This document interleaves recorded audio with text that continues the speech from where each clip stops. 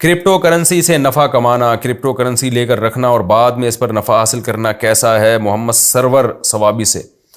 دیکھیں، crypto currency بعض چیزیں ایسی ہوتی ہیں علماء اس میں ماہرین سے پوچھ کے ہی رائے دیتے ہیں۔ کرپٹو کرنسی تو ایک ڈیجیٹل کرنسی ہے نا، یہ نئی چیز ہے، تو ماہرین جو تفصیل بتائیں گے علماء اسی کے مطابق فتویٰ دیں گے۔ میرے پاس جتنے ماہرین تھے، ڈاکٹر ذیشان صاحب جن کا میں نے انٹرویو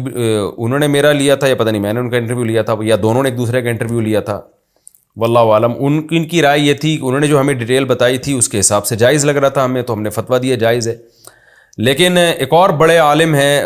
عالم سے میری مراد کرپٹو کرنسی کے ماہر، جو میرے پاس ان کا نمبر بھی ہے، میں نام بھی لے لیتا ہوں، تھوڑا سا آپ لوگ ویٹ کریں۔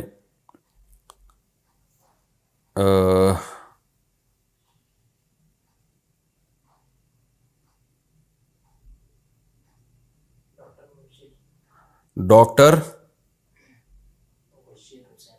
مبشر، ڈاکٹر مبشر صاحب ہوتے ہیں، یہ ہیں یورپ میں، شاید اٹلی میں تھے یا جرمنی میں، مجھے ابھی یاد نہیں، میری ان سے بہت ڈیٹیل سے بات ہوئی تھی۔ ڈاکٹر مبشر حسین رحمانی، ان سے کافی ڈیٹیل میں میری بات ہوئی ہے۔ ان کو، یہ خود ڈاکٹر ہیں، کرپٹو کرنسی کے بہت ماہر ہیں، ان کا کہنا یہ تھا کہ یہ جائز نہیں ہے، یعنی جو ان کی رائے تھی نا، ظاہر ہے جائز ناجائز کا فیصلہ تو مفتیان کرام ہی کریں گے، لیکن جو یہ ڈیٹیل بتا رہے تھے اس کے حساب سے کرپٹو کرنسی کا جواز نہیں بنتا۔ تو اب چونکہ ماہرین ہی کی رائے میں اختلاف ہے، تو اس لیے میں نے اپنے پرانے فتوے سے رجوع کیا۔ ان سے جب میری بات چیت ہوئی، ان کے پوری ڈیٹیل ہے، فیس بک پہ بھی آپ کو مل جائے گی، اور ہو سکا تو ہم اس کا لنک بھی شیئر کر دیں گے۔ تو اس لیے میں نے پھر اس میں توقف کر لیا ہے، بھائی جو میں نے جواز کا فتویٰ دیا تھا میں اس سے رجوع کرتا ہوں، میں ناجائز نہیں کہہ رہا، کیونکہ ایسا نہ ہو کہ کل پھر کوئی ڈاکٹر صاحب کہیں کہ یہ اس کی ڈیٹیل ہی بدل دیں۔ مفتی کے سامنے جو دو تفصیل آئے گی، مفتی اس تفصیل کے مطابق جواب دے گا نا۔ اب ایک ڈاکٹر الگ تفصیل بتا رہے ہیں، دوسرے ڈاکٹر الگ ڈیٹیل بتا رہے ہیں، تو پھر مفتی بیچارہ کنفیوز ہو رہا ہے۔ تو اس میں مفتی صاحب کا قصور نہیں ہے، یہ قصور یہ اس جو معلومات ہمیں مل رہی ہیں ان معلومات میں ٹکرا ہوا ہے۔ اس کی مثال ایسے ہے جیسے کوئی میڈیسن ہو، اب لوگ ہم سے اس میڈیسن کے بارے میں پوچھ رہے ہیں کہ یہ دوا حلال ہے یا حرام،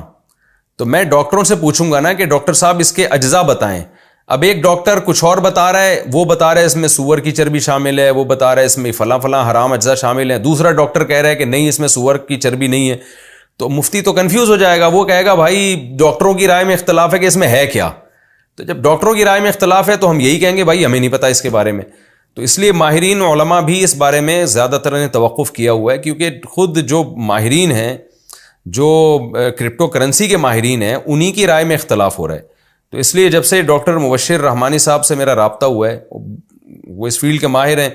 تو اس لیے میں نے توقف کر لیا بھائی جب تک کوئی چیز نکھر کے سامنے نہیں آئے گی 100% کرپٹو کرنسی کے بارے میں، اس وقت تک ہم توقف کریں گے۔ جامعۃ الرشید میں بھی جو جامعۃ الرشید کا آفیشیل فتویٰ ہے، دارالعلوم کرنگی کا جو آفیشیل فتویٰ ہے وہ بھی یہی ہے، اگرچہ جامعۃ الرشید ہی میں بعض مفتیان کرام اپنے طور پہ اس کو جائز کہہ رہے ہیں، لیکن جو جامعۃ الرشید یا دارالعلوم کرنگی کا یا دیگر بڑے اداروں کا جو آفیشیل ایک فتویٰ ہے وہ یہی ہے کہ بھائی اس کے بارے میں معلومات ہمیں